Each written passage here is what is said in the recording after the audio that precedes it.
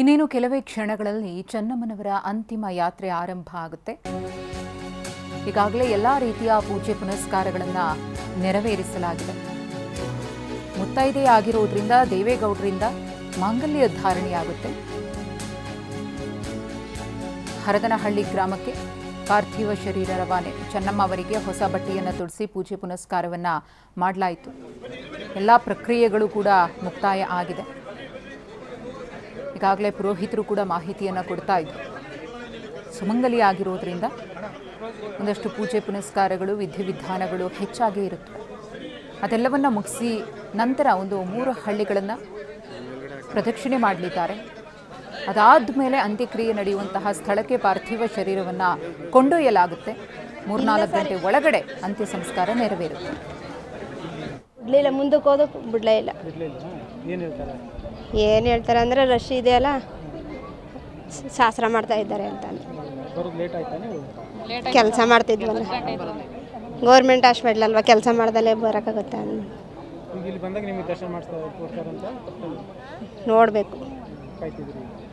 ನಾವು JDS ಅಭಿಮಾನಿನೇ sir. ನಾವು ತುಂಬ ಇದು ನಮಗೆ ಅದಕ್ಕೆ ನೆನ್ನೆನೇ ಬಂದು ಇದ್ದೀವಿ ಸರ್. ನಾವು ಅಲ್ಲಿ ದರ್ಶನನೂ ಮಾಡ್ದೋ ಸರ್.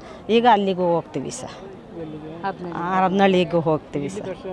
ಮಾಡ್ದು ಸರ್. ನಾವು ನಿನ್ನೆ ಸಾಯಂಕಾಲ ಎಷ್ಟು 2:30 ಬಂದೋ ಸರ್. ನಿನ್ನೆ ಮಧ್ಯಾಹ್ನ 2:30ಗೆ ಬಂದೋ ಸರ್. ತುಂಬ ಇಷ್ಟ ಸರ್. ನಾವು ಮನೆಗೂ ಹೋಗಿದ್ವು ಪದ್ಮನಾಭ ನಗರದಲ್ಲಿ ಸರ್. ಆವಾಗ ನಮಗೆಲ್ಲ ಊಟ ಎಲ್ಲ ಕೊಟ್ಟು ಕುಂಕುಮ ಎಲ್ಲ ಕೊಡಿಸಿ ಕಳಿಸಿದ್ರು ಸರ್. ಅದು ಚೆನ್ನಾಗಿ ನೋಡಿಕೊಂಡ್ರು ಸರ್. ಚೆನ್ನಾಗಿ ನೋಡಿಸ್ಕೊಂಡ್ರು. ಇದರಿಂದ ನಾವು ನೆನ್ನೆನೇ ಬಂದೋ ಸರ್ 2:30ಗೆ. ಈಗ ಸದ್ಯ ದರ್ಶನ ಆಯಿತು ಅಲ್ಲಿ ಸರ್. ಈಗಲೂ ಇಲ್ಲಿ ನಿಂತಿದ್ದೀವಿ, ಅಲ್ಲಿಗೂ ಹೋಗ್ತೀವಿ ಸರ್.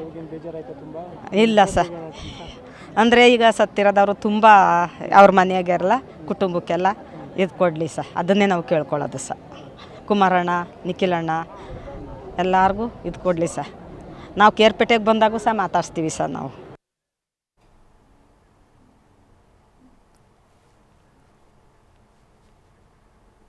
ಇನ್ನು ಅಂತ್ಯಕ್ರಿಯೆ ನಡೆಯುವಂತಹ ಸ್ಥಳದಿಂದ ನಮ್ಮ ಪ್ರತಿನಿಧಿ ಗೋಪಾಲ್ ಸೋಮಯ್ಯ ಅಲ್ಲಿನ ಸಿದ್ಧತೆಗಳು ಹೇಗೆ ನಡೀತಿದೆ ಅನ್ನೋದರ ಕುರಿತು ಪ್ರತ್ಯಕ್ಷ ವರದಿ ನೀಡಿದ್ದಾರೆ, ನೋಡೋಣ. HD ರೇವಣ್ಣ ಅವರ ಮನೆಯಲ್ಲಿ ಚೆನ್ನಮ್ಮ ಅವರ ಪಾರ್ಥಿವ ಶರೀರದ ಅಂತಿಮ ದರ್ಶನ ವ್ಯವಸ್ಥೆಯನ್ನು ಈಗಾಗಲೇ ಬೆಳಿಗ್ಗೆ 10:30 ಗಂಟೆಗೆ ಅಲ್ಲಿ ನಿಲ್ಲಿಸಲಾಗಿದೆ, ಸ್ಥಗಿತ ಮಾಡಲಾಗಿದೆ. ಅದಾದ ಬಳಿಕ ಅಲ್ಲಿ ಬೇರೆ ಬೇರೆ ವಿಧಿವಿಧಾನ ನಡೀತಾ ಇರೋದ್ರಿಂದ ಅಲ್ಲಿ ಸಾರ್ವಜನಿಕರಿಗೆ ಅಂತಿಮ ದರ್ಶನಕ್ಕೆ ವ್ಯವಸ್ಥೆಯನ್ನು ಮಾಡಲಾಗಿಲ್ಲ. ಆದರೆ ಇವಾಗಲೂ ಕೂಡ ಸಾವಿರಾರು ಸಂಖ್ಯೆಯಲ್ಲಿ ಈ ಚೆನ್ನಮ್ಮ ವೃತ್ತಕ್ಕೆ ಸಾರ್ವಜನಿಕರು ಬಂದಿರುವಂಥದ್ದು. ಇವರು ಯಾರಿಗೂ ಕೂಡ ಅಲ್ಲಿ ಅಂತಿಮ ದರ್ಶನಕ್ಕೆ ಅವಕಾಶ ಕೊಟ್ಟಿಲ್ಲ. ಯಾಕಂತಂದರೆ ಈಗಾಗಲೇ ಅಲ್ಲಿ 100 ಮಂದಿ ಇದ್ದಾರೆ ರೇವಣ್ಣ ಅವರ ಮನೆಯಲ್ಲಿ. ಇವರನ್ನು ಅಲ್ಲಿ ಬಿಟ್ಟರೆ ಬಹಳಷ್ಟು ಗೊಂದಲ ಆಗುತ್ತೆ. ಮತ್ತು ಅಲ್ಲಿ ಅಂತಿಮ ದರ್ಶನಕ್ಕೆ ಅವಕಾಶ ಕೂಡ ಇಲ್ಲ. ಯಾಕಂತಂದರೆ ಇವಾಗಲೇ ಪಾರ್ಥಿವ ಶರೀರವನ್ನು ಮನೆಯ ಒಂದು ಬದಿಗೆ ತೆಗೆದುಕೊಂಡು ಅಲ್ಲಿಗೆ ಬೇರೆ ಬೇರೆ ವಿಧಿವಿಧಾನಗಳನ್ನು ಮಾಡಲಾಗ್ತಿದೆ. ಹಾಗಾಗಿ ಅಲ್ಲಿ ಅಂತಿಮ ದರ್ಶನಕ್ಕೆ ಒಂದು ವ್ಯವಸ್ಥೆ ಇಲ್ಲ.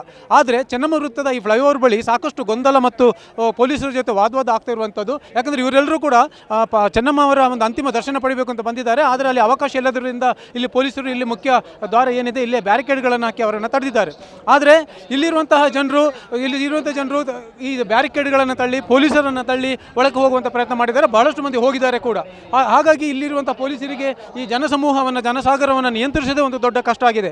ಸ್ವಲ್ಪ VIPಗಳು ಅಥವಾ ಸ್ಥಳೀಯ ಇಲ್ಲಿ ನಾಯಕರು ಯಾರಿದ್ದಾರೆ ಅವರು ತಮ್ಮ ಗುರುತನ್ನು ಹೇಳಿ ಒಳಗೆ ಹೋಗುವಂಥ ಪ್ರಯತ್ನ ಮಾಡ್ತಾ ಇದ್ದಾರೆ. ಆದರೆ ಈ ಜನಸಾಮಾನ್ಯರಿಗೆ ಮಾತ್ರ ಒಳಗೆ ಬರಲಿಕ್ಕೆ ಆಗ್ತಾ ಇಲ್ಲ. ಹಾಗಾಗಿ ಒಂದು ಗೊಂದಲದ ವಾತಾವರಣ ಆಗ್ತಾ ಇದೆ. ಇಲ್ಲಿ ಅವರನ್ನು ನಿಯಂತ್ರಣ ಮಾಡೋದು ಕೂಡ ಬಹಳ ಕಷ್ಟ ಆಗ್ತದೆ. ಇನ್ನೇನು ಕೆಲವೇ ನಿಮಿಷಗಳಲ್ಲಿ ಪಾರ್ಥಿವ ಶರೀರ ಇಲ್ಲಿಗೆ ಬರುತ್ತೆ. ಬಹುಶಃ ಇಲ್ಲಿ ಸ್ವಲ್ಪ ಹೊತ್ತು ನಿಲ್ಲಿಸಿ ಈ ಜನರಿಗೆ ಅಲ್ಲಿ ಒಂದು ದರ್ಶನಕ್ಕೆ ವ್ಯವಸ್ಥೆಯನ್ನು ಮಾಡ್ಬೋದು ಅನ್ನೋ ಒಂದು ನಿರೀಕ್ಷೆ ಇದೆ. ಯಾಕಂತಂದರೆ ಬಹಳ ಸ್ಪಷ್ಟವಾಗಿ ಒಂದು ಸೂಚನೆ ಏನಿದೆ ಅಂತಂದರೆ ಎಷ್ಟೇ ಜನ ಇದ್ರು ಎಲ್ಲೇ ಇದ್ರೂ ಅವರಿಗೆ ಅಂತಿಮ ದರ್ಶನಕ್ಕೆ ಒಂದು ವ್ಯವಸ್ಥೆ ಮಾಡಬೇಕು ಅಂತ ದೇವೇಗೌಡರ ಕುಟುಂಬ ಒಂದು ಸ್ಪಷ್ಟ ಸೂಚನೆಯನ್ನು ಕೊಟ್ಟಿದ್ದಾರೆ ಅಂತ. ಹಾಗಾಗಿ ಇವೆಲ್ಲರಿಗೂ ಕೂಡ ಬಹುಶಃ ಇಲ್ಲೇ ಒಂದು ಅಂತಿಮ ದರ್ಶನಕ್ಕೆ ವ್ಯವಸ್ಥೆ ಆಗಬಹುದು. ಕ್ಯಾಮರಾಮನ್ ನವೀನ್ ಜೊತೆ ಗೋಪಾಲ್ ಸೋಮಯ್ಯ, TV9 ಹಾಸನ.